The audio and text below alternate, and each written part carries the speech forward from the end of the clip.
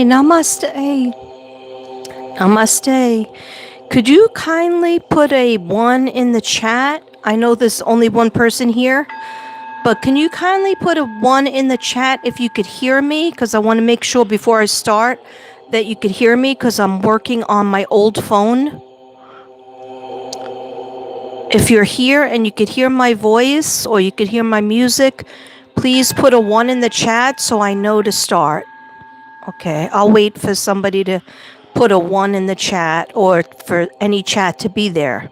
Yes, this video is going to be about remote viewing and psychic read for Bryan Kohberger. I got to get it off my chest. I can't seem to be able to do anything else, so we're going to get going in a few minutes.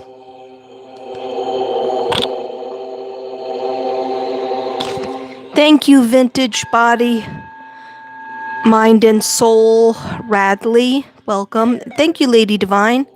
Thank you for telling me that. I appreciate it. And I hope you're well. I hope your dad is feeling better.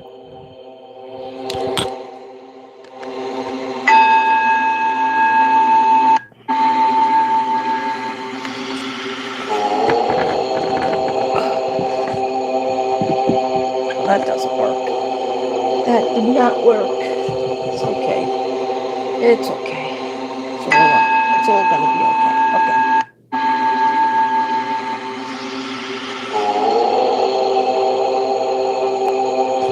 okay. Okay, guys, I just want to say a couple of prayers. Let me know if the music's too annoying and I'll switch it. I just wanted to... Hi, Andy. Thank you for coming. My Zen Zebras, my Merry Mermaids, my Merry Mermen, my Namaste Ninjas, my Bella Butterflies. Can't forget about you, Bella Butterflies. I love you all. My Unique Unicorns and my Namaste Ninjas. That makes up the Brady Bunch. And just to be a part of the Brady Bunch, it's free. Please just give me a thumbs up and maybe share my videos. Maybe tell your friends, tell your family about Mystic Brady. And also, I'm trying to get to 7,000 because 7 is my favorite number. I like 8 as well. But when I get to 7,000 subs, I am giving away a free on-the-air reading, okay, to a lucky member.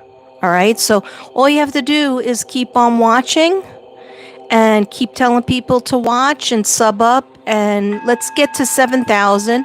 After 7,000, when we get to 8,000, I'm going to give away another free reading, okay? Or healing artwork if you want, but I decided I'm going to give away, but it has to be on the air. It's going to be on the air, all right? I could say on the air, but I don't want to change myself, so why should I change my dialect? Why should I change my accent? Okay? I was born in Staten Island, New York. Moved here at 52, so now I'm 60, so I'm not going to change, people. Okay. Hi, Lisa Zorn. How you doing? I'm getting your stuff ready still, so please don't be mad. It's taken me a while because it's a big order. 7 is your favorite number, Joyful Dolphin? 7 is your favorite number, and... Oh, cool. Yeah, and I'm born on the 7th. I'm born September 7th. So, I always like 7, but I also like 8. I really don't like 6. So I want to get out of the 6s and I want to get up to 7,000 subs just because I like that number. And then after that, after 7,000, 8,000, let's go right up to 10,000. Don't I deserve it? I've been on the air since 2019.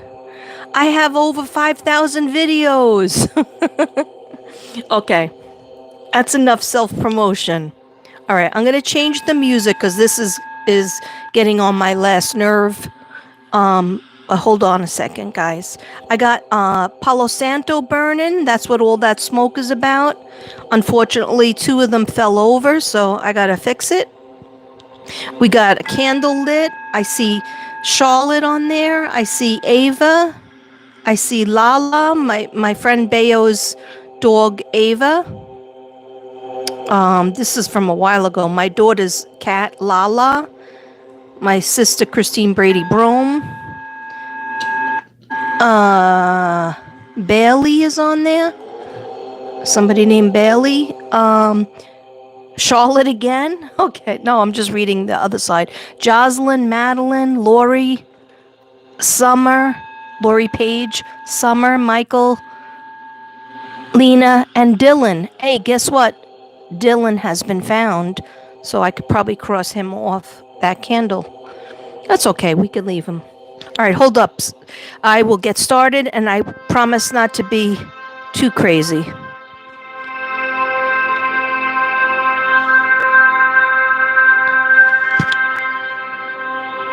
Here are 3 ways.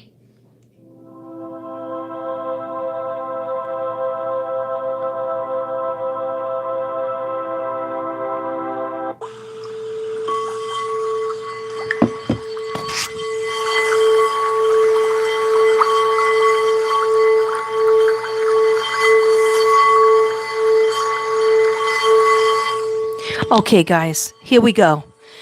All right, so you guys know Bryan Kohberger is the person who's in jail since 2023, January 2023, or December 2022, going into 2023, right? Arrested for the murders of Kaylee Gonzalez, Maddie Mogan, Xana Kernodle, and Ethan Chapin. All right. 20 and 21-year-old kids.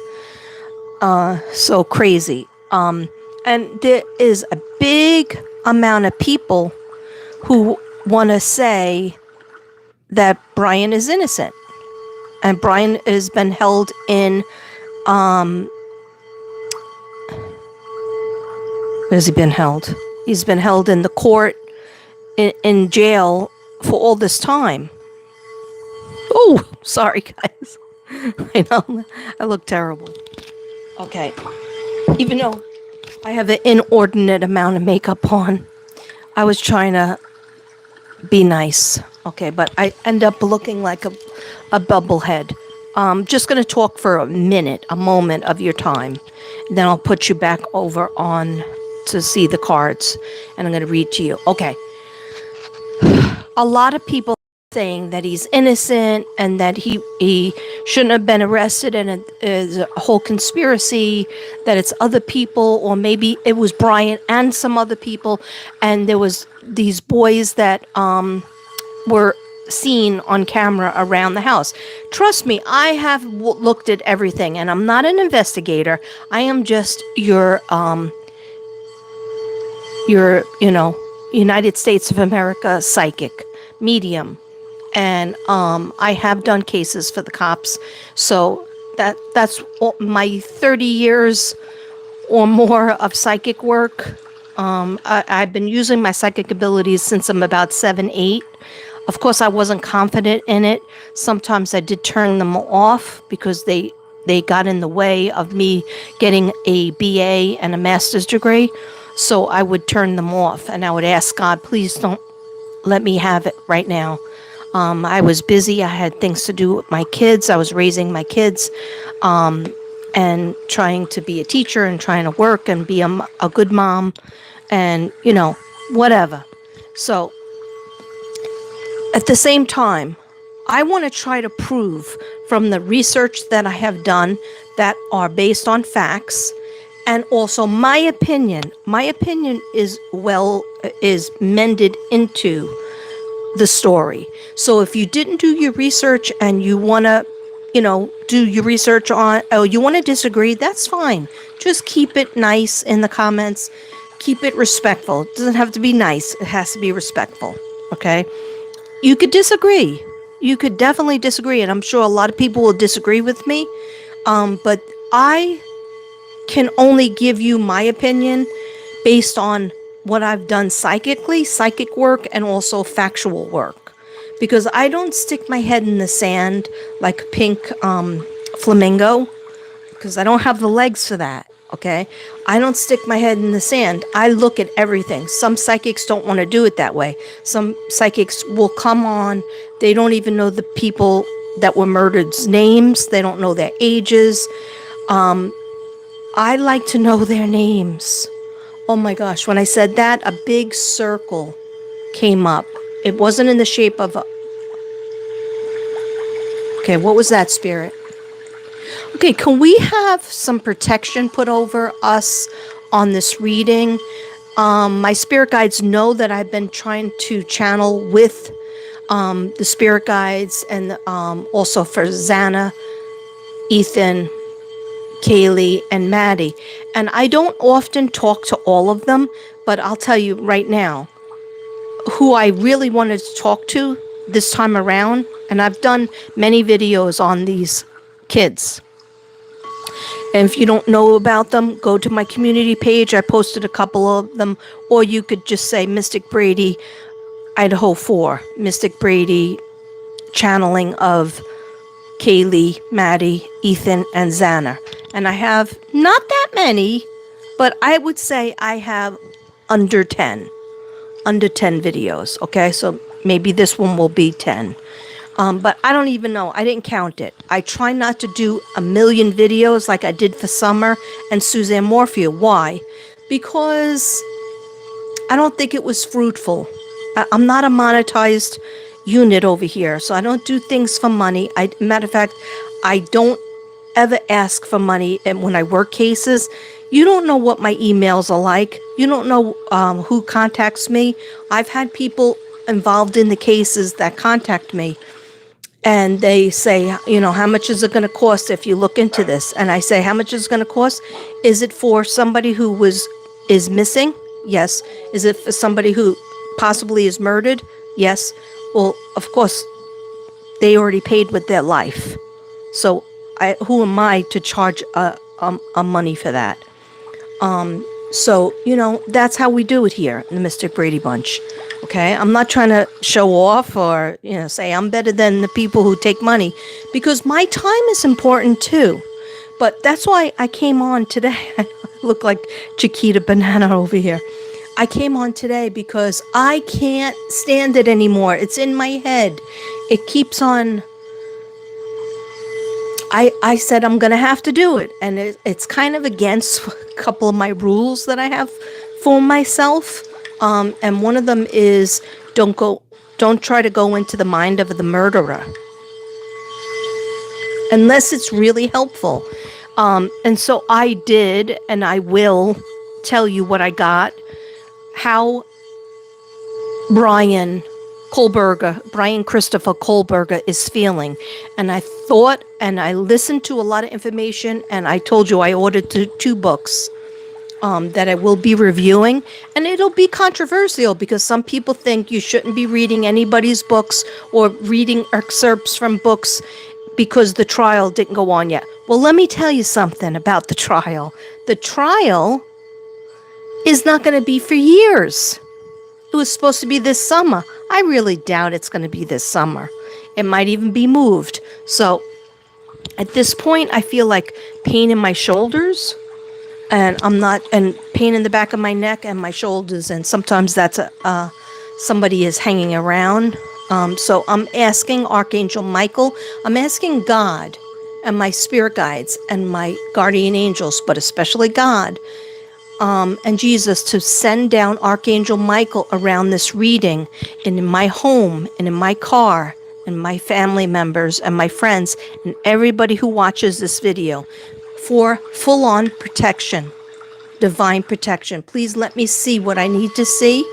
Please let me express myself, Archangel Gabriel, to help me express this information in a clear, concise way, because I have very bad ADD, and I don't take medicine for it. Maybe I should. Okay, just every once in a while, a little Jesus juice. But no, I'm stone cold sober with two or three cups of coffee in my belly, and I can't eat lunch or make dinner or anything like that until I get this done. So let me start. Okay. You guys know who I am, and I've been working on this case and many other cases, but Why is this bothering me so much? Okay, maybe it's the music. It's the music. Okay. If you love someone, if it's genuine love, 1 second. you see their hidden soul. That's a good way of... Sorry about that. Okay. This is how much you can charge for 1 hour of your time as a beginning speaker. And I'm not kidding. Okay. Sorry, guys. All right. Let me start with the reading, and it's better if I don't show you my big, round, chubby mug. Okay. I'm not making fun of myself. I just, know what I look like. I own a mirror and a scale. Okay. Here we go. All right. So, guys, all right. Let me just read my notes. Let's do it that way. Let me read my notes. And let's put that up. Oh, that's not good. That candle straight up fell. So let's do this. I don't know why I have to have a picture, though. I have to have a picture up. There you go. So you can't see my messy room. All right. So, guys, we are talking about younger Bryan, right? When he was in elementary school, and I often try to put myself in his mother's position because I am a mom of a daughter and a son. And so Bryan had 2 older sisters. And I always wonder if, like maybe he was babied, maybe he was like, treated like the king. But that's normal. In a lot of Italian families, they treat the son like the king, And I don't know if he's Italian or what he is, but, you have 2 girls first, and then you have a boy, and he's younger, so maybe he was babied. I don't know. Okay.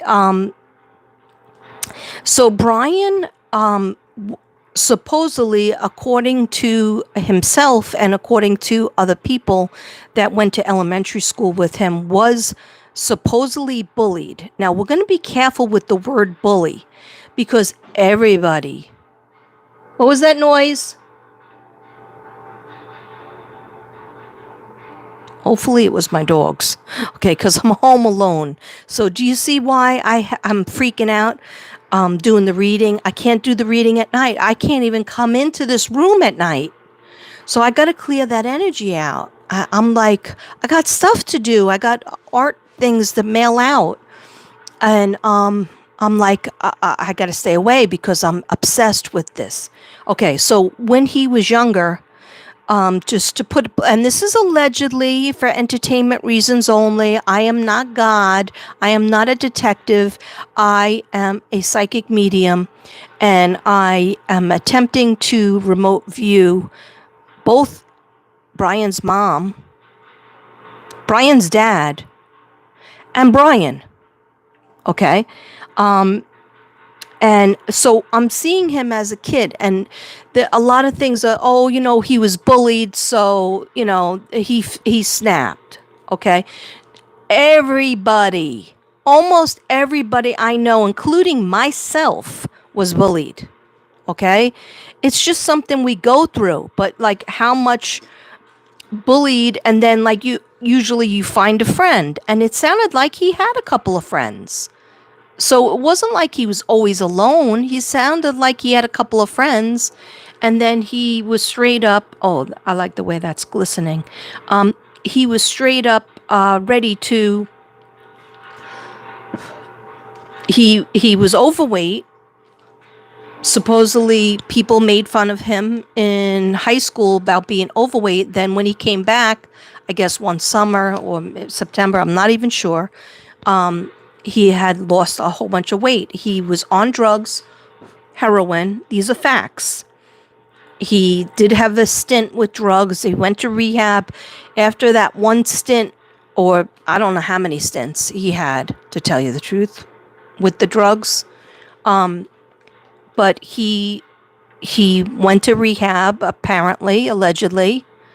And then he came back. He was a vegan, and he was a runner, and he did kickboxing, and he got very, very thin. When he was thin, he wasn't such a nice guy.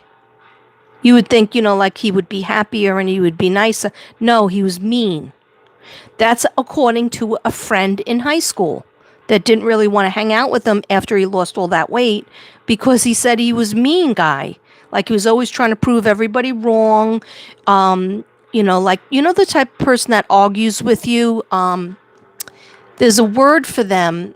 I have them as students, and like they won't back down. No matter what you said, they'll be like, but this, but you said it this way, but that. I forget what it is. It's something with a D, and I don't have it at the tip of my tongue right now because I want to get this information out. Spirit says, hurry, hurry. Probably because Devin's coming home, so I'll get distracted. I don't even know what time it is. Okay, it's 4:10. All right, so I will hurry. I will hurry. Put that there. Okay. So after the weight loss, it didn't solve his problems. The people he asked out did not go out with him. So, like, he thinks women, allegedly, would automatically become attracted to him because it was only the weight keeping them away. And actually, it was his personality. All right? But he doesn't understand that, because he has certain psychological things wrong with him that I'm not a psychiatrist or psychologist, but I've taken 600 level psychology. That means you have to go to psychology 1, psychology 2, past that, psychology 3, past that, psychology 4, psychology 5, and then the highest one was psychology 6. Okay, so I do know some things. Okay, so he was kind of shocked that they didn't become attracted to him when he lost all the weight. He actually looked real thin. Rail, not real. RAIL. And he is like 6 foot. Okay.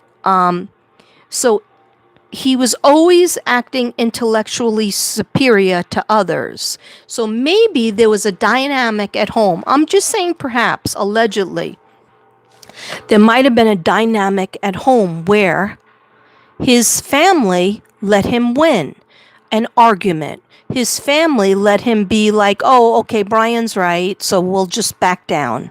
Okay? A lot of mothers do that with their kids. They give in to them and just let them win. And, you get a spoiled brat if you do that a lot of times. Okay? I didn't grow up in that kind of family. But my kids grew up in the 80s, 90s, and 2000s. So, where they call it the trophy, where the kids got trophies. I remember that. Everybody was getting a trophy. And you know what? It didn't make them better, but my son, always pushed, and so did my daughter. I mean, she's a black belt in karate, and she had to make each belt. It took her years, but she did it. But that's because I'm on the other side. You have to work hard for everything. You have to, if you don't succeed at first, you got to keep on trying if that's what you want to do, if that's the sport you want to be in, But I have a feeling that his family, maybe not his sisters, but his mother and father were a little bit too lenient with him, because maybe they were afraid of him secretly. Maybe they were afraid if Bryan gets angry, or if Bryan gets sad, he'll get back into drugs, or he'll get back into eating, or he'll get back into being depressed and maybe want to take his life. You don't know the anguish a lot of people go through with their kids. So I'm not giving them an excuse, but I'm just saying, based on the different things that he's displaying, and even later on in life, in his career and his job and his college time. Okay, so he thinks that he's intellectually superior, and I'm not saying that he's not smart. I'm not saying that he's not on some levels. Maybe he's a genius on some levels. His brain. This is according to me, and I am not a doctor, okay? his brain, he didn't have any empathy for people. And I'm seeing that. Like, I went back when I remote viewed him, and he is definitely in jail, and he's helping people in jail. He's not like just sitting there, being a sad sack. He's actually, surrounded by court books. He's in the library. He's getting treated like a very good treatment.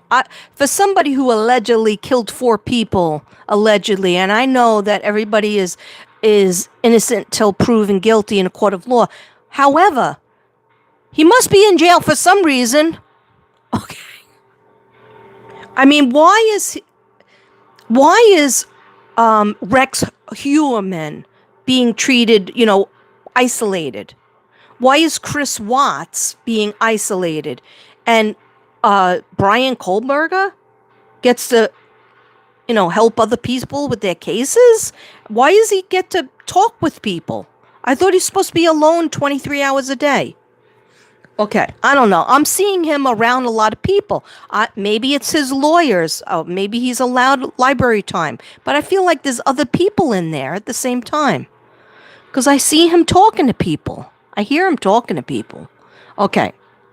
So his brain, empathy-wise, it's not there. And it never was there. He had to pretend. And guess who's the opposite of him?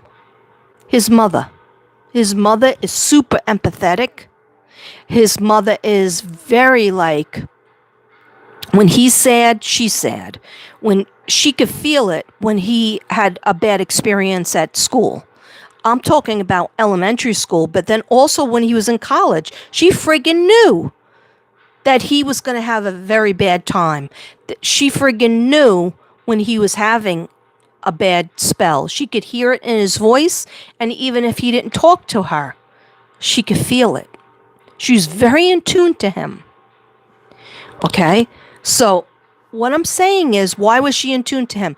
She's empathetic. She's either a teacher or I have it written down here, or a para. So she's in education, and his father is, your girl takes notes. Your girl has the notes here. The father is, where's my notes on the father? Some sort of mechanic? HVAC mechanic? Okay. All right. So I'm getting, according to me, right? And I could be wrong, but according to me, I'm getting his mother being very empathetic. So in other words, she helped him, shielded him from a lot of experiences. He lived in his house till 27. I'm not making fun of it because I got a 27-year-old living in my house. Okay? Hopefully, yeah. So anyhow, that went to college, is very smart, and then dropped out of college in 2020. So I'm not throwing shade on people living in the house. If I had my way, he would be having his own apartment and his own relationship and his own, girlfriend, boyfriend, whatever. Okay, his own life. But, maybe that will come, hopefully. Please, God. Okay. What I'm saying is his first experience of going away from his mom was age 27. And his dad, age 27. His 2 sisters, meanwhile, were out of the house and living on their own with, one had a therapy business, I think, therapy. And the other one, I forget what the job she had. Both of them got fired and had to move back to the house. All right, that's allegedly.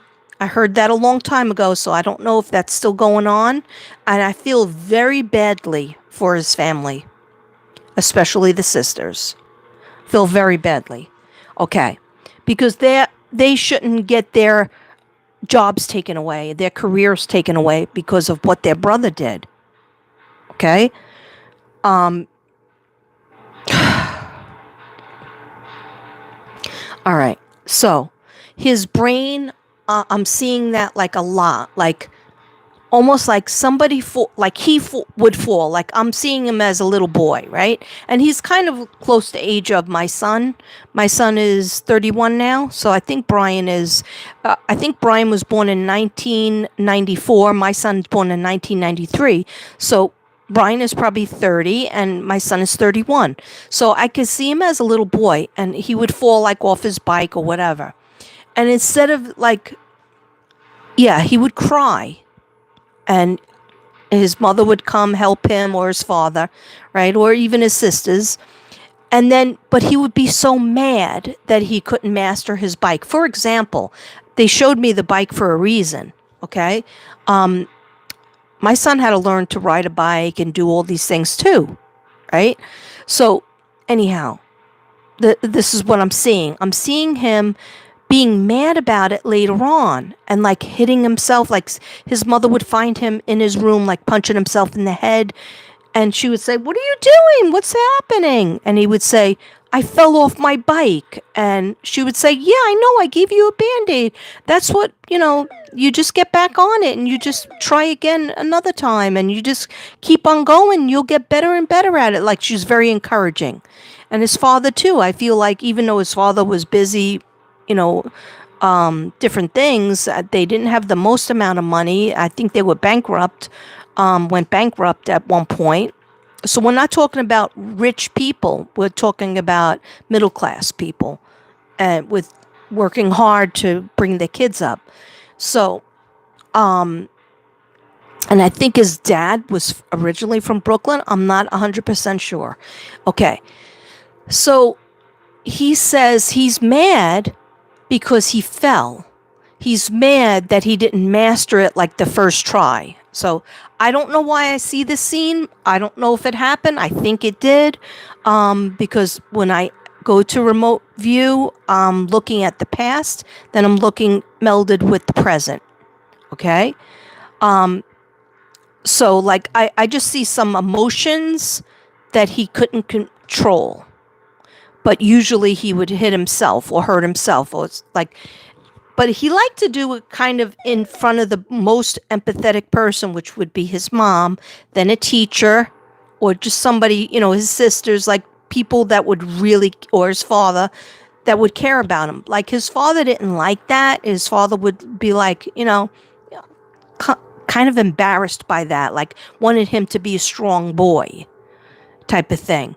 But his mother was the main one that he was, mostly with. And I'm not saying it's wrong or right, but, I don't know if he ever saw a therapist or a psychiatrist or, a counselor when he was younger to how to learn how to release the energy that he would feel, because hitting yourself is not, a good option, or even hitting somebody else. But this is what else I'm seeing. Then I see him riding a bike with somebody, right? He's a little kid. He's like 7, 8, 9, like that, right? And he's riding a bike, and the kid, his friend, fell off his bike and really got cut. Like there's blood and, skinned his knee. A lot worse than what Bryan did, right? Bryan like kind of just did a Biden and fell over. Okay, on the bike, onto the floor, like almost like poetically. Okay, so sorry.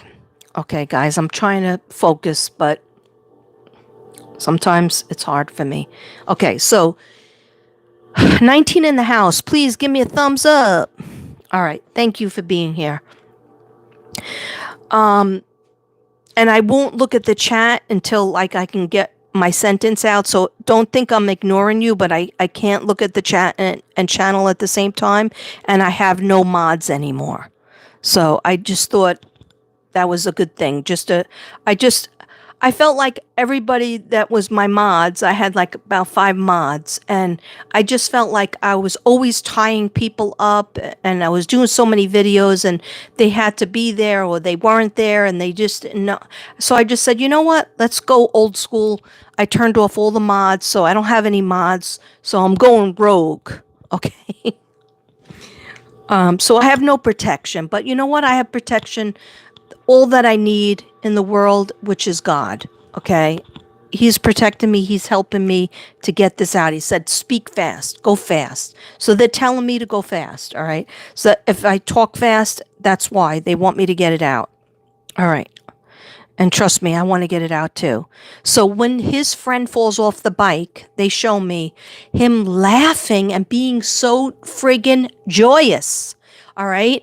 But like laughing so much that his friend looks at him and his friend is crying, and Bryan doesn't get off his bike and go run and get his mother like he did the first time when he fell off himself.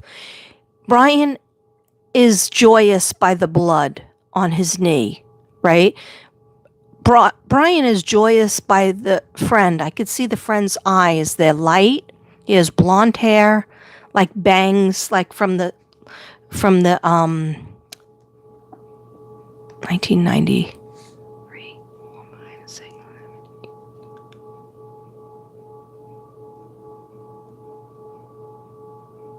2000, 2001, something like that. Okay. Whenever he was like 7, 8, 9, like that. Okay.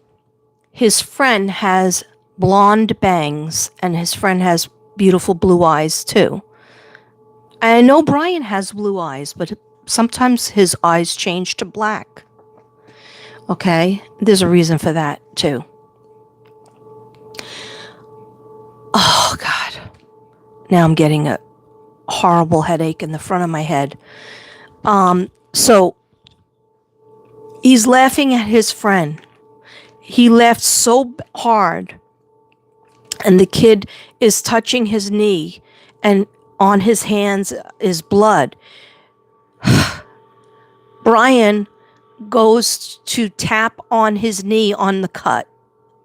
Like at this point, Bryan put his bike down. The kid is kind of laying half off the bike, half on the bike, but he went to cup his knee because his knee is bleeding bad and he's crying. And he's looking into Bryan's eyes. And the more that Bryan is laughing, the more upset this friend is getting. And let me tell you something. After this happened, this kid never played with him again. Okay?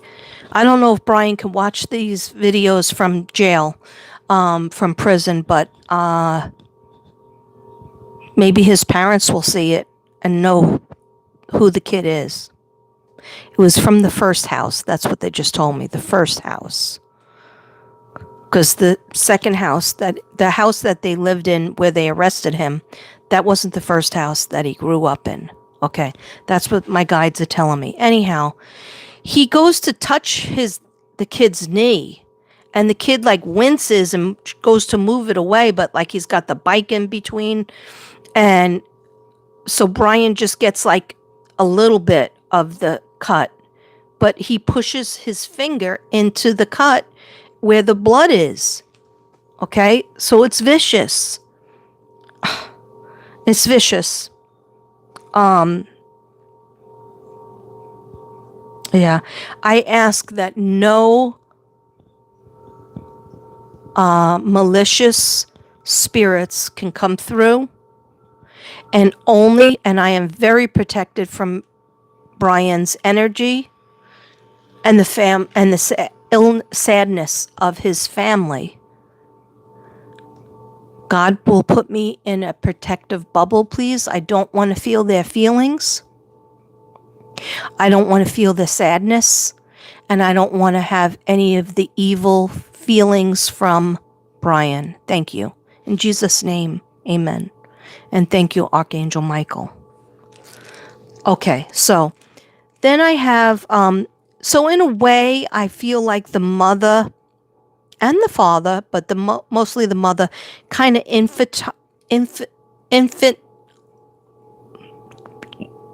of makes her son treats him younger than what he is. Like when he was 27 years old and he was going away to college, right? You should be really proud and happy, right? And grateful that he got into the program of his dreams and that he already got an A, and now he's going away to get his MA his master's degree, and then his doctorate, right? And he's 27. She was on a Reddit account, and in the Reddit account, she said, I'm very sad. I'm very upset. And I know I should be happy and grateful, or just happy she used. But my 26-year-old son, she said 26. Maybe she misspelled. Maybe she pushed because this is a Reddit, so it's a typed out response. Maybe she just pushed the wrong button. But she was saying how depressed and how much crying she was going to do because he was going away. He was going to be away. But he was going to come back at Christmas time and stay for a month. Okay, which he definitely did come back. But anyhow, she had several other posts after that where she was still saying that she was very, very depressed, that her son was away at college getting his doctorate, working as a TA. To me, it doesn't make any sense. I mean, you can miss your child. My son went away to college when he was 18, and then he dropped out of college a couple months later, and then he moved back out of my apartment, moved back with his father. And of course, I was very upset because I felt like I'll never live with him again. I knew I wouldn't live with him again, and I felt like I had that time taken away from me, because he wanted to move back with his father and live in a big house instead of small apartment. But anyhow, I feel I'm close with my son. I hope I am. But anyway, I understand you can miss your child, but you should be proud that they are independent enough to move out of the house and go for their studies and go for their job. So it was a big thing. It was a big red flag to me anyway. Why would she be so sad? And why would she continue to be depressed? Well, because she knows that her son can't make it on his own. Nobody knows their child more than the mother, right? And the father. And she just knew something's going to go wrong. Maybe she is very intuitive. Maybe she's psychic. Maybe she just has the mother's knowing, a mother's knowing, a mother's instinct. Okay?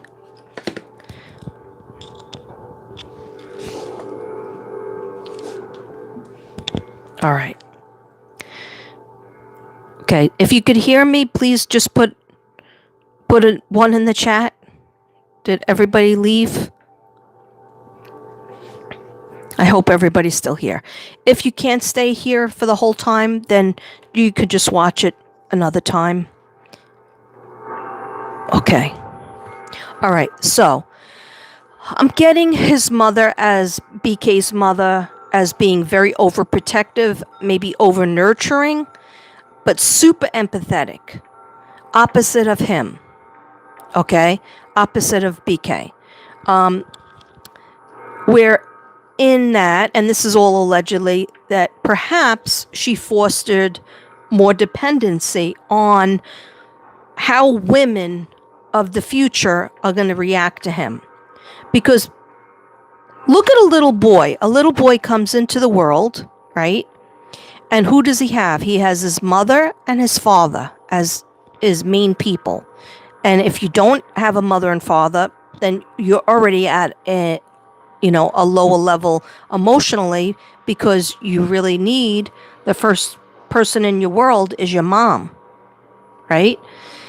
To nurture you, to give you life, to keep your life going, to give you your food and your sustenance and your emotional stability. And then you have your siblings, right? Your siblings don't always treat you like your mom and your dad does, right? Because your siblings are like there to, pull the wool from your eyes and, put their foot out so you could trip. But, we don't know how much he was babied, being the youngest boy, the youngest child. And I'm not saying that makes him into a mass murderer or a murderer of 4 people. all I'm saying is, with whatever he had missing in his head, which I feel is empathy, and I don't know what that condition is, whether it's sociopath or psychopath or just maybe, missing chemicals that would make him feel the dopamine release, the serotonin relief. But when he saw his little friend get hurt like he had gotten hurt, he didn't have tears for him. He had laughs. And he went to touch his cut because he knows that would make the kid cry even more and cause him pain. Okay? And I'm not saying that, I didn't do anything bad when I was little. I one time threw a puppy down the stairs when I was only 4. My dog had so many puppies. My mother said, "Why did you do that?" And I said, I don't know. I thought he could fly. I don't know why I did it. And then my mother took me in the kitchen. She didn't beat me up. She sat me down. She made me say prayers to God. I don't know if that puppy survived. My dog had 7 litters, so she had 47 puppies in her lifetime, in my lifetime. Anyway, I never did anything like that again because my mother taught me how that was so dangerous and it was so wrong and that I could have caused the puppy to die. I don't know if I did. Maybe she knew something that happened. But anyway, if she sat me down and I still didn't understand and I still didn't pray to God for forgiveness, if I didn't understand, then she would probably be aware there was something wrong with me. There was something very, very bad with that, right? Okay. So, and I'm not blaming anybody. I'm just saying this is what I'm remote viewing. This is what has to be said. So she's very empathetic to him. Maybe fosters a little bit too much dependency.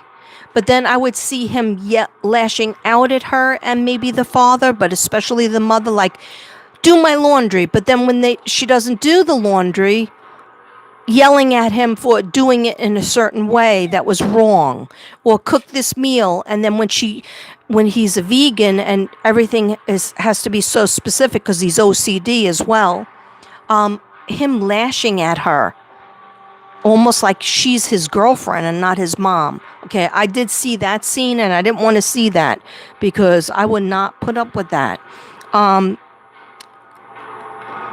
I see no relationships with the opposite sex.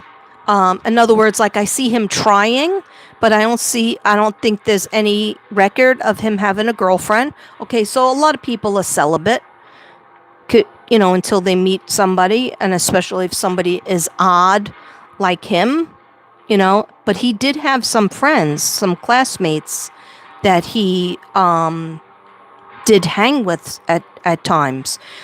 Classmates, when he got to the college, the same thing that happened to him in elementary school and junior high and in high school, even though he lost weight, it still happened to him. That didn't help him, even though he lost weight. He had maybe 1 or 2 friends, but that's good. Okay. But they said he always had to be right. He always had to be correct. Like you could never win any kind of argument with him. He had to be the smart one, the genius, and like that's not being a friend. Like, if you just like have to be a know-it-all. Okay, so classmates are mean-spirited and rejecting to him, even though he went to the college and he became a TA, which is a teaching assistant. Let me just turn this down because it's getting me nuts.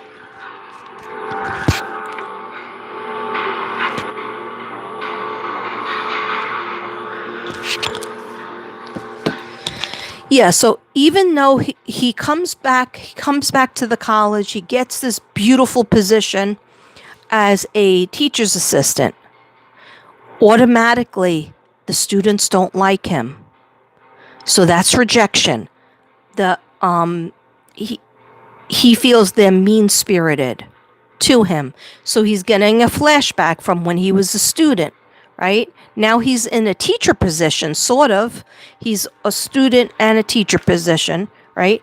And he's having arguments with the professor, right? So he was reprimanded when I worked in a college. So this I know. If you have an incident, which I did not have, but if you did have an incident, I had an incident where a kid said he was going to kill me and the whole class. Okay, and it was scary. Okay, and they were going to actually leave that student in my class, right? So he wrote a paper and saying exactly what he was going to do to me and to the whole class. He would fall asleep in my class, and I would go over to his desk and wake him up. I would ask other people to wake him up. He would literally be snoring. Okay, can't do that in school. You can't. You're not allowed to just come to the school and go to sleep. So anyhow, I'm not even going to get into that because it'll cause me PTSD, and we'll never get finished. So he's realizing that no matter what he does, he's so smart. He has a BA and a master's degree, and now he's going for his PhD, and he's still not being treated. In his head, in his mind, he thinks people are being mean to him. The only one that treats him the way he wants to be treated is his mother and his father. Okay? So he's having arguments with the students. He's giving very, very harsh grades, especially the girls, and maybe even failing them. And the professor talks to him. Different professors talk to him. There was an incident where he was arguing with the professor, and then the professor said, I'm sick of this going back and forth in front of 150 students. And the professor said, get up in the front and talk from there. Do the lesson. Because when you're a TA, it's just like being an adjunct. Sometimes you have to teach the class with the professor in the room or without the professor in the room. You have to do the same material. You have to present a subject, do a lecture, 45 minutes of a lecture, and then questions, and then assignment, and then mark the papers. I did all that. So I know what they're talking about. But if you get reprimanded where they sit with you at a conference table and they say, you're not acting right, and the students are all, the students get to grade you like on a, professional poll, like once a semester, they have to grade you. Whether they understand the lessons from you, whether you're concise, whether you're fair at grading, things like that, whether your tests were appropriate according to the material, or whether you were too easy or too hard, like things like that. So anyhow, he was getting poor grades in that, and so they gave him a warning. And I forget the dates. I'm sorry I don't have the dates for that. But I believe he was warned twice in the conference room. He even had an altercation with one of the professors. Okay? So this is really bad stuff. All right? So as this is going on, he's not able to date anybody. He's not getting any kind of like, what is that called? Like when a narcissist is with somebody and the person gives them all the compliments. He's not getting like any kind of narcissist fuel from the students, from the colleagues, from the professors. Everything is negative, There's not like, it doesn't sound like there was one friend that he had. Okay? Mom would tell him, you're a normal guy. Okay? Shielding him from the realities of the world, Left home at 27. I already said that. Worried about him being lonely. Yeah, she had said, I'm very worried about my son being lonely because he's going from Pennsylvania to Idaho where he knows nobody, doesn't have one friend or family member. And so she was right to worry about that because what happened, allegedly. Okay. So, yeah, I think I have the rest on cards. Yeah, I have the rest on cards. Okay. This is what I was reading from.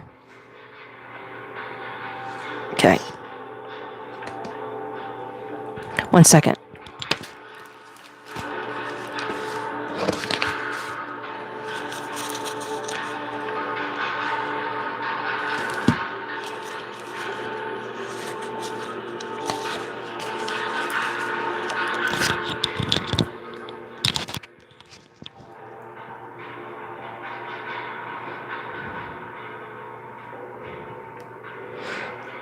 Okay, 21 in the chat, but I don't see that many people talking. But that's okay. All right, so now I'm just going to read my cards. I have cards that I made up when I was trying to channel with him and channel. The feeling I get with him is, yeah, he's trying to prove his case. He's trying to say that he was just stargazing, out stargazing, and what have you. And that basically, that's what they're going to say, that he turned his phone off and he's out stargazing because he couldn't sleep. Okay? Yeah, that's not a crime, but going over they have hits of him going over to the house. And that's straight up stalking because the house was on like a cul-de-sac. There's only one way going in. And he shouldn't be over there, especially at night. Okay. Anyhow, I got the first card I have is the parents put a blind eye on his behavior. Always thinking, oh, he'll get better.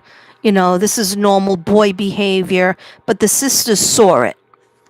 And tried to say, Mom, Dad, this is not normal. Bryan is not acting normal. Okay. There was also an incident where he stole, I guess it was during his heroin days, where he stole his sister's new phone, I think that she saved up for. And his father did. And then he took the money. He sold the phone back to the store, I guess, to get money, I guess, for drugs. And his father listened to the sister that one time and had him arrested. Okay, maybe to teach him a lesson because he's going down a bad thing. But you know what happened? They expunged that whole record. But some sleuth found it. So, I know the sisters said, Mom and Dad, you're not going to listen, but something bad's going to happen with him because there's something not normal about him and his brain. Childhood coddling. Thinking it's going to get better. It won't, and it didn't. Okay. This is what I'm doing now. Authentic, intuitive reading. Who murdered the Idaho 4? Okay.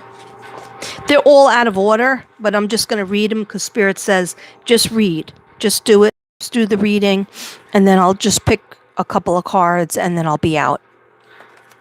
Because it's like I want to take a shower and wash off this energy. Okay. So you wouldn't want to be in his mind. And, I feel bad for anybody, but he's born this way. He was born with his brain this way. Okay. And that's why he tried to do the, OCD, severe OCD, the depression. And, some drugs will work, some medication, pharmaceutical medication and therapy maybe would work. Maybe that's why he went into criminal justice. Because he wanted to kind of heal himself, or he felt very familiar with it. And he wanted to, supposedly he was obsessed with the BK killer. and Ted Bundy. You know, all the friggin' serial killers. Okay, so obsession, it's okay to be interested, but when you go past interested and go to obsession, that's not good. Oh, obsession, stalking, watching till his eyes bleed. What do I mean by that? Okay, looking at somebody's Instagram or Facebook until your eyes feel like they're bleeding. Okay, what does that mean? We've all done it, right? But for him, it was like he was focusing, and like I'm looking at what he's focusing on, and I'm going to tell you right now, it was Maddie. He did see Kaylee too. He looked at Kaylee, but the person that he really was obsessed with, and maybe he tried to, I think they found him liking all her posts and tried to reach out to her, but she didn't answer him. He tried to reach out so many times. The cops have that, but he looked at Kylie's as well, because you could look at that. What's obsessive is like hours upon hours and not doing what you're supposed to be doing and thinking weird thoughts. That's what's obsessive. Okay? Plus the fact that he was 20, what was he, 27, 28? And they're only young 20-year-olds. Okay, so Facebook, Instagram, TikTok, I see him. And I see him like, you know when you take a person's face? I'm going to show you exactly what I see. Hold on a second.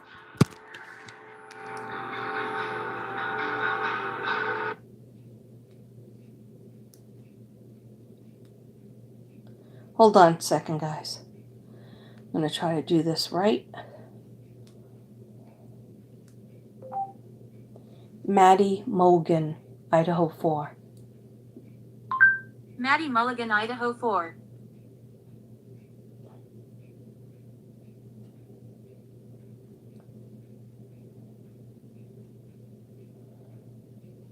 Can peace of mind fit into just 3 fruits? Sorry, guys, I'm trying to get the picture. I used to have the picture, then I painted over it because God told me to. Okay, one second. Sorry.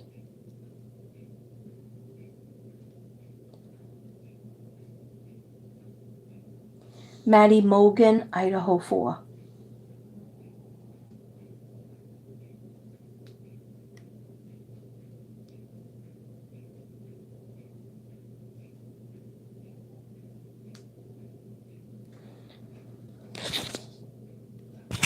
Okay, here she is, so beautiful. But watch what he would do. This is a picture of her, right, on her social media. But watch what he would do.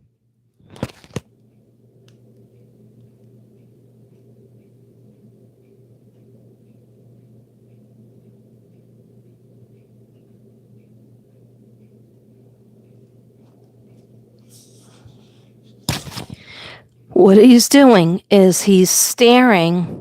He's putting her really close. Oh, my battery's going dead. Damn it.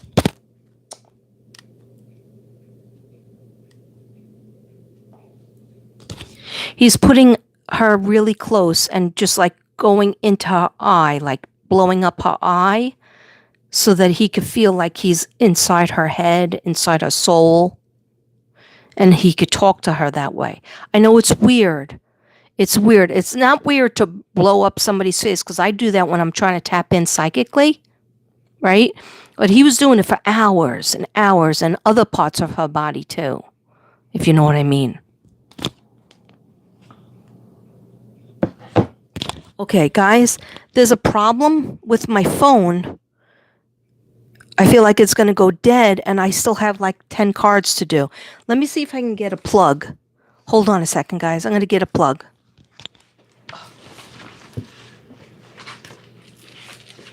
Do we even have a plug?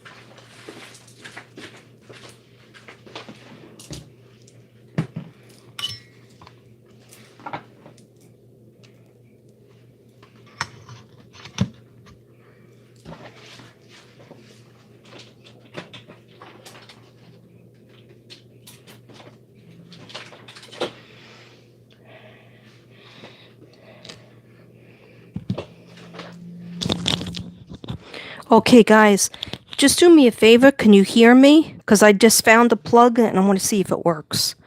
Can you still hear me? Is anybody there? Hi, Lisa Sarn. Hi, Lady Divine. Is anybody still here? Just give me a thumbs up if you. Okay. I just don't know if anybody's still here. Because it went from 16 to 7 to went from 17 in to 16. Could somebody give me a a 1 or a heart and let me know you could hear me?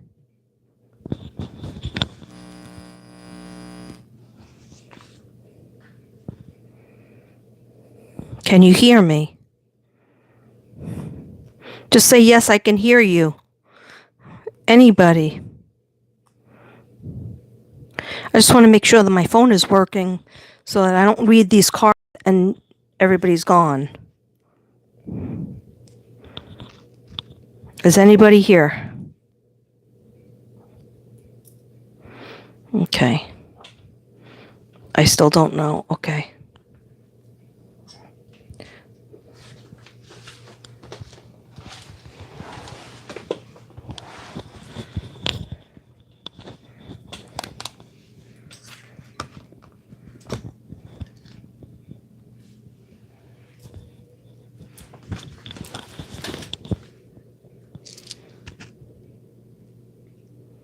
Okay. Is anybody here? Lisa, are you still here? Joyful Dolphin, are you here? Does somebody let me know if you can hear me?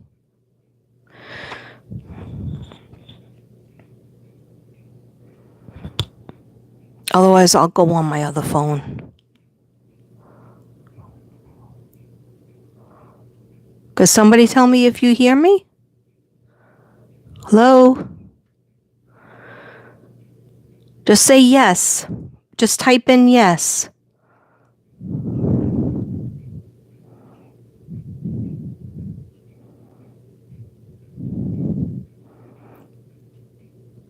Okay, guys, can you hear me? I know I keep on saying that, but I just didn't want to go on if you can't hear me because I have another phone. I could go on.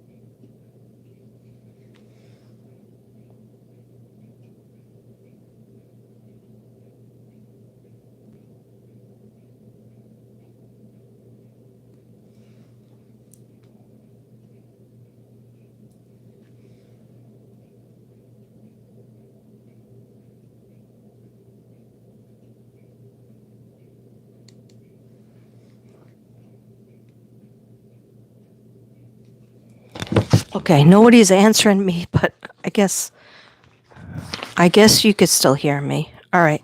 So his obsession and stalking, I think, got worse.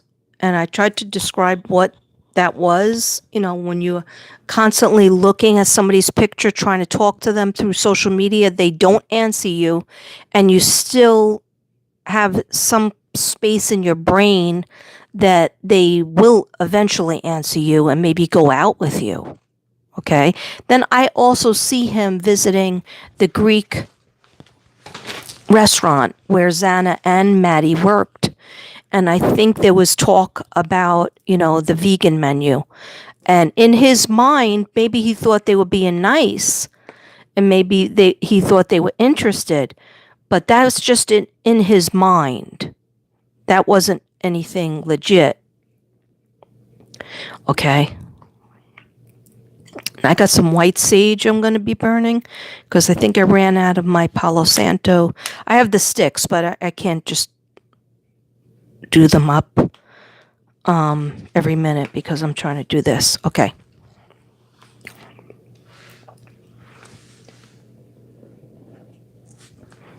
Just every once in a while, if people could give me a heart, then I'll know that you're there, that somebody's there. It says 18 in the house, so all right, I'll just finish it and then that'll be it. Okay. So obsession, stalking, and some people say he wasn't stalking. There's no proof of him stalking. Well, going to somebody's house that you don't know anybody in the house 12 different times, the phone pings, I would consider that stalking. Watching till his eyes bleed, okay, that's a psychic thing that I picked up. Obsessed with how Kaylee and Maddie lived their lives, and he was jealous of it. He didn't have the college experience or high school experience that he thought he deserved, okay? And then he took it like to constantly be jealous of somebody else's experience, especially people you don't know, and especially your students. Like, I even feel like the students that were in the class, that he was older than, because he was a TA, right? So he was a little bit older than them, but they were having such a great time, and that's why he gave them bad grades, because he was jealous of them. Okay, allegedly, according to me. This is in my opinion, IMO. Okay, obsessed with Kaylee and Maddie, how they lived their lives, jealousy, college experience, and he went into criminology because that was the only thing that he thought he can master. And it would give him some ideas in terms of, I don't know, he was very interested in the brain because he suffered from a lot of things with his brain. I think he knew that he didn't have the right type of serotonin and dopamine type of release. Okay, so the police, prosecution have more than enough evidence. They took down that house. I don't agree with it. A lot of people don't agree with it. For some reason, I feel like Ethan's parents, especially his mother, didn't mind. And why would she allow her other two twins, her two other living children, to go back to that college? I thought a lot about that. And at first I was very, very harsh with my opinion on that. But then I was like, you know what? Everybody grieves in different ways. And maybe she asked them if they wanted to go back. And maybe she definitely believes and knows that there's a lot more evidence that the police have from the house that she knows that it is Bryan Kohberger. So I changed my mind on her. I mean, I'm glad she wrote a children's book. I don't understand why she wouldn't go to the every court date. If somebody took the life of one of my kids, I would go to everything to do with the court. Okay? But maybe she can't live her life that way because she can't go on. She has two other kids that she has to take care of. And maybe she doesn't want to put them through that. I don't know. I think they're old enough to make their own decision. But anyhow, maybe the police and the prosecution, not maybe, I feel I got this when I was making up these cards. And that's always in a meditative state. Okay. 19 in the house. Thank you. We are talking, if you just got here, we are talking about Kaylee, who's a Gemini, Maddie, who's a Gemini. Okay. Ethan, who's a Scorpio, and Xana, who's a Cancer. So Xana and Ethan were both water signs, and Kaylee and Maddie were both Geminis. I think that is so amazing. I made this card for them. Maddie said she wanted pink. And that actually is pink, but it looks like it's orange. Okay. And actually, Zana told me you got it backwards. Zana wanted blue and Ethan wanted green. But they go, it's okay. Katrina, it's okay. All right. Okay, so he thinks his life has been unfair and he's not being acknowledged in the friend circle. Who am I talking about? BK. His whole life, he's thinking everything's unfair for him. Everything was bad to him. He tried so much to do this and that, to be acceptable in society, to lose the weight. He had the drug problem, then he doesn't have the drug problem. He doesn't get it. Something's missing in his brain. Okay? If I sound like I'm being mean, I'm not trying to be mean. I have been sitting with this feeling, and I've been going over a couple of my videos from the past, and I'm like, oh my gosh, I got to do another video. Otherwise, this is going to stay in my head.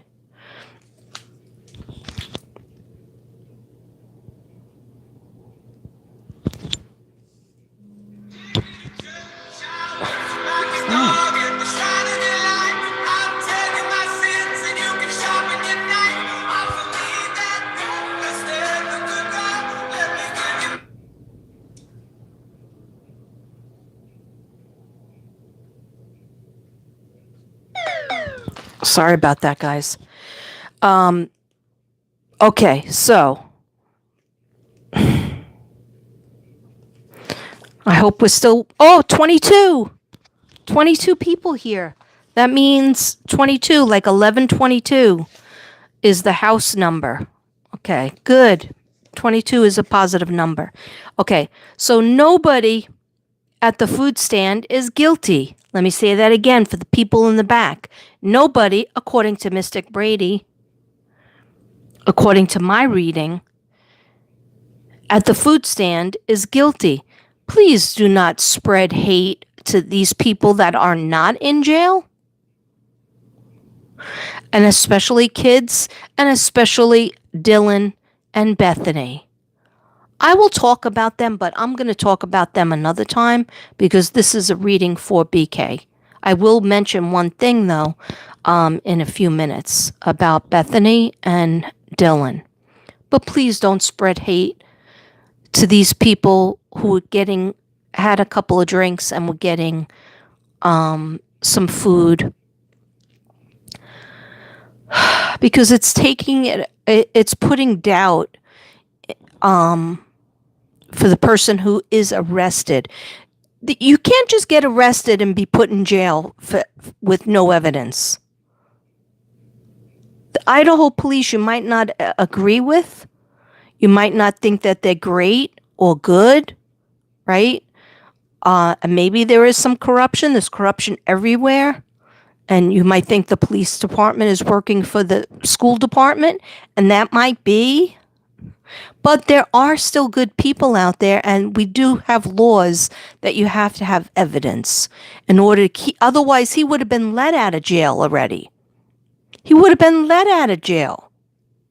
If they didn't have enough to keep him, he wouldn't be in jail for almost 2 friggin' years. Okay? Wake up, people. I'm not yelling at you. But nobody at the food stand is guilty. Okay, I'm not saying they didn't do anything wrong, like it was weird that Jack S. took off, the one that has the 2 doctors for a mother and father. He's very wealthy.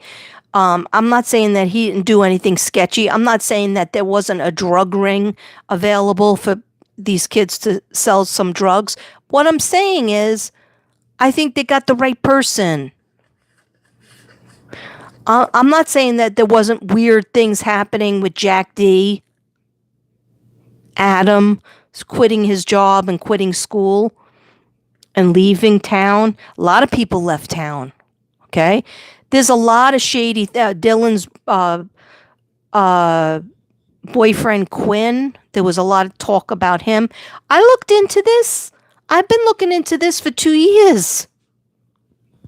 Don't think I'm not on it. Mr. Brady's on it. But this is according to me. Okay? This is my opinion because I am not a lawyer or a detective, but I am a psychic detective. I'm a psychic sleuth. Okay. Not everyone was asleep. I hate when they say they were asleep. Okay, I'm going to tell you who was asleep. Maddie. One person. She was very, very, very intoxicated. She ate a little bit of her food with her best friend. It was her last meal. It was all of their last meal. Kaylee and her enjoyed it. But Kaylee ate most of it because Maddie was so drunk and she didn't want to throw up. And Maddie was a very light eater because she was so thin, right? So, I feel she went to sleep. I don't really feel like Kaylee was fully asleep. Like she just settled down her dog, took him out to take a tinkle, was calling Jack D over and over again. He wasn't answering. He never answered. That's sus, right? But I still don't get him. I still don't get him as killer. Not everyone was asleep. Kaylee was awake. Or at least maybe she was just in a semi-sleep because she jumped up after he stabbed, allegedly, Maddie first. She was sleeping, so she kind of just went fast. Okay, it's horrible to feel it, but I've been it, I've done it, I've channeled them, I see it, I feel it, and I don't want to feel it. That's why I asked for protection earlier, especially for Xana, who was totally awake. Okay? Kaylee tried to get up from the bed and then just fell down, slumped in the back of against the wall. All right? Yes, she was in the bed with Maddie. They were having a sleepover because Kaylee was moving. I don't even know if she had a bed in her own room. But anyway, Xana, I'm not sure if she had her DoorDash food because I think it was still closed. But she heard the noise, and it was a different noise from the noise that they had. What am I trying to say? The noise that they had where Kaylee would play with Murphy. Sometimes there would be noise and laughter from Murphy and Kaylee playing and Maddie playing, laughing it up. But now this was a different noise. And then Xana said, "Oh my God, Ethan, wake up." Because he was right next to her. Somebody's in the house. So he gets up out of bed to go check on the girls. And he gets into the hallway and he sees BK, allegedly, coming down the stairs with the knife. I don't know if he saw the knife at first, but Ethan definitely knew that this was not a person that should be there. He was all dressed in black. The mask over everything, the black outfit, right? And these are roommates that are, if they're going to bring somebody home, you're going to know about it. There would be, maybe a text would go, "Hey, if you hear anything funny, we got my ex-boyfriend's up here, or my boyfriend is up here," because Maddie had a boyfriend too, but he wasn't there. Okay, I don't know where he lived, but he definitely wasn't there as much at all, I don't think. Okay, anyhow, let me go to the next card because they just said go to the next card. But I feel Xana. I feel Xana was very, God. She like practically witnessed Ethan getting killed. And that's why she was crying. And then allegedly, this is what Dylan heard. She heard Xana crying, weeping, and then basically a man's voice saying, "Don't worry, I'll help you." And then she fought very hard that her fingers were almost cut off. Or they were cut off like at the... 1, 2, 3. That's what I feel. And I almost feel like Ethan got stabbed in the hallway and tried to get into the room where Xana was. And then he collapsed. And then there's a story that Hunter, not his brother, not Ethan's brother, but Ethan's best friend, came to the house and couldn't open the door where Xana and Ethan were, and had to push Ethan in so that he can get in to see Ethan and Xana were murdered. It's horrible, guys. It's just a terrible energy. Oh my gosh, I thought I just saw something. Okay, so BK, his parents knew the truth, or his parents know the truth, okay? I'm sorry, this is what I got. This is according to me, allegedly. BK wanted to feel included, but also respected. He was held up on a pedestal. He was used to being respected and held up on a pedestal. Oh, you're so smart. Oh, you're a genius. Oh, you're so good at that. Oh, you're this, you're that. And that's why, sometimes parents have to show tough love, because the experience that you have at home, you're not going to have that in the real world. So you have to toughen up and to know that not everything is going to go your way.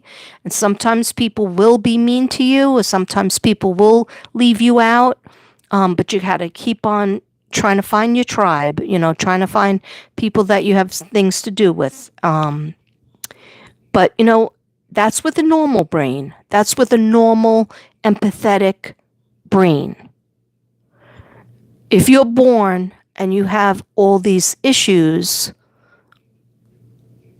I'm just seeing it like medically, there's something wrong there. So it's almost reading as a sociopath's brain or a psychopath's brain, allegedly. Okay, so he wanted to feel included, but also respected. So when he got that TA job, this was a big feather in his cap, Not everybody can get that. I probably couldn't get that. I was an adjunct, but anyhow, I wasn't going for my doctorate. I just already had my BA and my master's, and then they were like, "Hey, do you want to be a adjunct?" And I was like, "Hey, how do you do that?" And they were like, "Well, you're a writer. You could be a writing teacher. You could be a composition English teacher. You could teach, ESL." And I was like, "Sign me up." So I worked there in all different colleges, but in CSI, I worked for 12 years. Okay, so I kind of know what I'm talking about in terms of that when you work for a college. Anyhow, it was a big deal for him to feel like he's going to go there and he's going to finish his doctorate at the same time looking forward to a career in what? Being a professor of criminology. That's what he wanted, because he tried to get into to be a police officer, I believe, and he couldn't get in. he was turned down because they give you a psychological test. And he failed it. Okay, allegedly. All right. So he wanted to feel included and respected and put on a pedestal, but he was met with more rejection from both the professors, because he just didn't get it, how he was being disrespectful, and the students couldn't stand him. Okay? Okay. 23 in the house. All right. Okay. Nobody's talking in the chat, though. That's making me feel a little weird. Okay. If you have anything to say, please put it in the chat, and I'll try to look down at it. All right. Then I have this one. As a TA, BK got into hot water right away, right from the jump. I think he had to move out there in August, because school usually on the East Coast starts usually August, the end of August, or everywhere. It starts August. So he had to move out there right away from the jump. He started to get into hot water, right? Female students were unfairly graded. Female teacher and professors were disrespected by BK. Nitpicking, talking over them. He would talk over the professor, talk over the students. BK refused to change because he was given 2 warnings. Remember I told you? After being reprimanded multiple times, and officially, when you go into the big conference room to be reprimanded, a bunch of people sit down, a bunch of professors and the dean and whatnot. It's a big friggin' deal. Okay? So it didn't do any good. He didn't improve. They were waiting for him to improve, and I think he got a letter in November. But I don't have that in front of me. Like, I'm not good with like pulling up files and whatnot. I know I saw it way back in the beginning. Okay. So after being reprimanded multiple times, it was clear that after 3 strikes, he would be fired, which meant no job, no funding, no housing, and that was the end of his academic career. So in other words, somebody asked a good question, and it was my question too. If you get fired as a TA, can you still do the program? So in other words, could he stay as a student? Yeah, sure. He probably could stay as that student, right? But he would be having to pay for his own housing, right? His own apartment. His parents didn't have the money for that. He didn't have the money for that. Okay? He wouldn't have a job, so there's no money. He wouldn't have, I guess he had a scholarship, maybe. It was really the end. Like, he would have to, even if he did, like, say his parents were rich and he was allowed to go back to the program, but just he wouldn't be the teacher. He would just be a student in the class, like everybody else. Imagine how embarrassing that would be with his tail between his legs. So he couldn't do that. He couldn't handle that. Even if they had the money to let him stay there and go back to school there, he wouldn't, he would be embarrassed. Okay? So this was the end of his academic career. So that means he couldn't, in essence, ever become a professor of criminology, which was one of his dreams. So I don't know, like, why nobody is thinking this is a big idea, a big deal. This is a very big deal. Okay?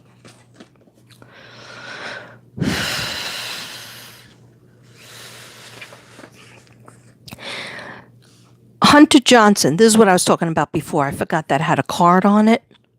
Hunter Johnson was Ethan's best friend, right?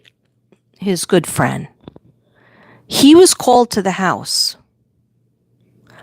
By whom? I guess either Dylan or Bethany? I don't know. We'll see, I guess, in the trial in 5 years. Okay. Hopefully the trial is, like when we're still young enough to go to it or to see it. Anyhow, he was called over to the house, and he was the one who tried to open the door and couldn't open the door for Xana and Ethan, and he had to push. Ethan was in the doorway blocking the door to Xana's room. His throat was cut, so unfortunately it was his jugular vein. Of course, Ethan was a strong, tall, 6'4" guy, right? And athletic and very strong. He could have taken BK or anybody else, allegedly, but he didn't have a weapon. And BK came down the stairs, allegedly, or the killer came down the stairs and just went right, I could see Ethan putting his hands up like, hey, like, stop right there. And the guy did not stop right there. He went right up to him and then pulled out the knife and slit his throat. So it was jugular vein. So he was passed over like within he's like, Katrina, don't worry about me. It was seconds. He goes, but I was above my body and I could see everything that happened with Xana. And then he floated up and he saw what happened with his friends. Okay, Ethan, thank you for telling me that. Ethan, do they have the right person? He was like, well, you have to understand, Katrina, he did have the mask on and the black outfit. Everything was covered.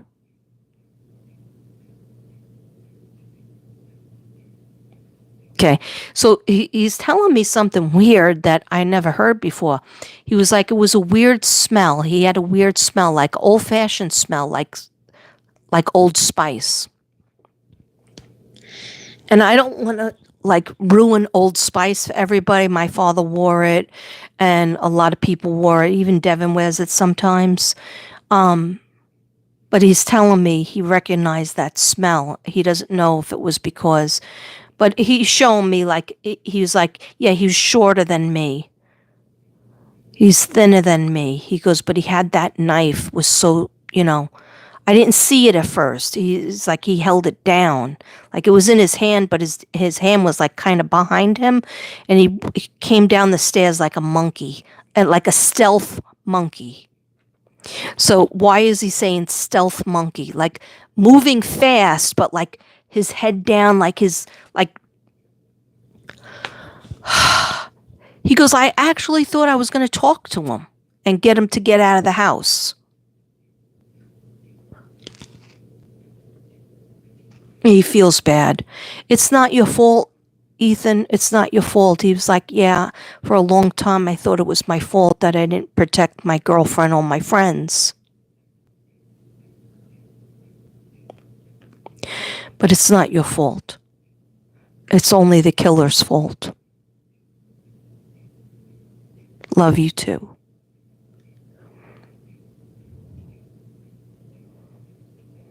I love you too. Okay. He said, tell my mom I like the book, write more. His mom wrote a book, and he wants her to write more books.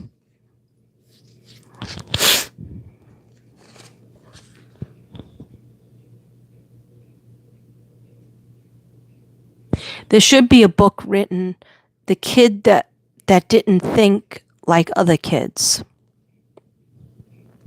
The boy that's brain was different from other brains.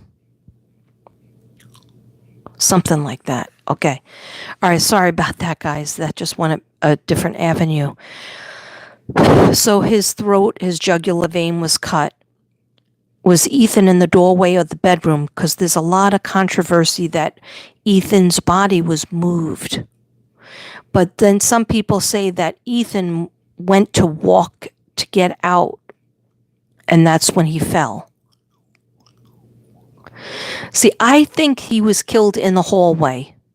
But how did his body get back in the bedroom? I don't think he walked back there.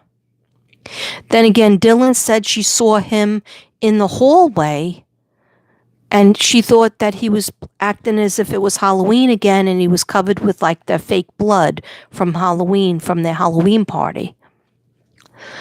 Okay, so I'm not sure if Ethan's body was moved or not.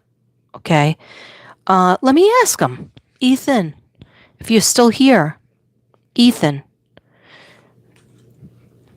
Okay, I will. He told me to light a piece of Palace. Because right now, the back of my head feels like it was smashed. 1 second.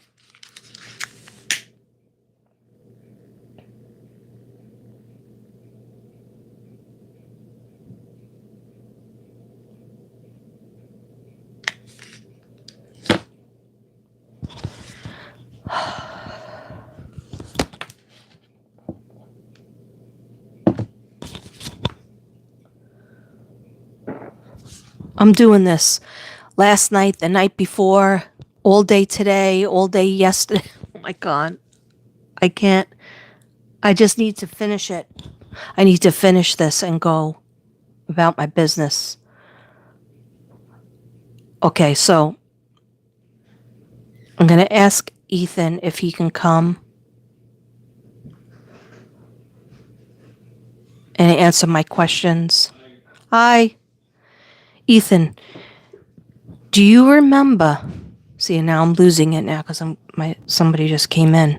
Do you remember if you in the hallway and you saw BK, or did he come in the bedroom? No, he said hallway. He said hallway because he went to go see what was happening with the girls.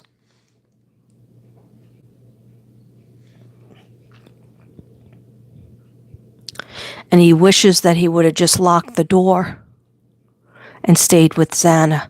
But I think he would have been able to open it.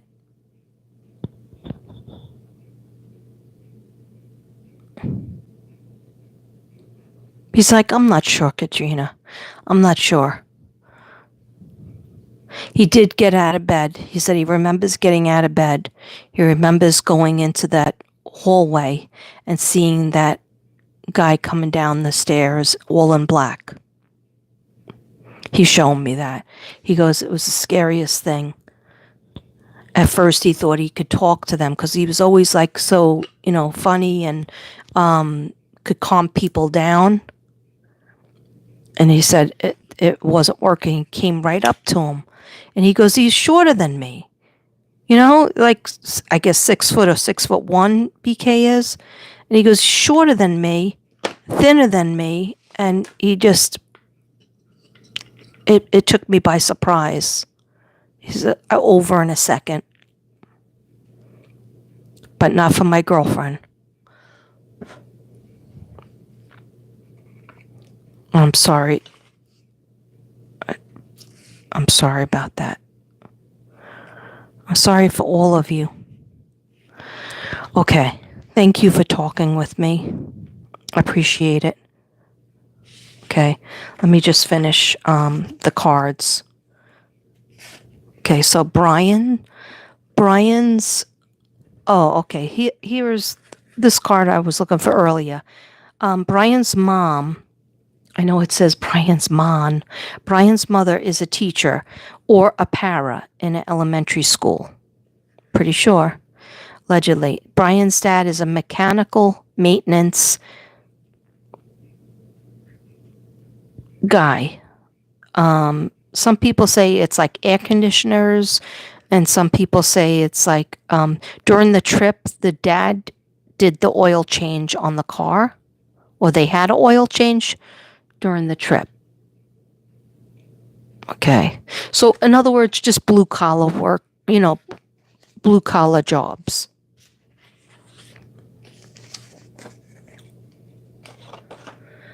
Am I missing anything? Am I missing anything, Bryan?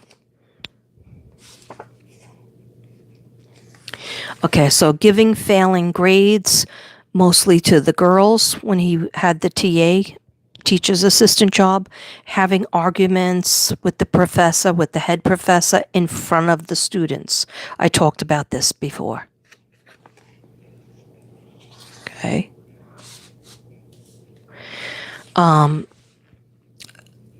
Psychopathic depersonalization, had to be put in an all-male class. This happened a couple of times in his life. He couldn't get along with the women. He was disrespectful, so he had to be put in an all-male class. He put surveillance cameras in a neighbor's apartment because she thought somebody was trying to get in to a house when she was at work, and he put the cameras so that he knew the password, so he was watching her. And he moved her furniture around so that his cameras would be able to see her at different parts. So that's another stalking situation. He had the hero image where I'm here to solve the problem for you. I'm going to help you.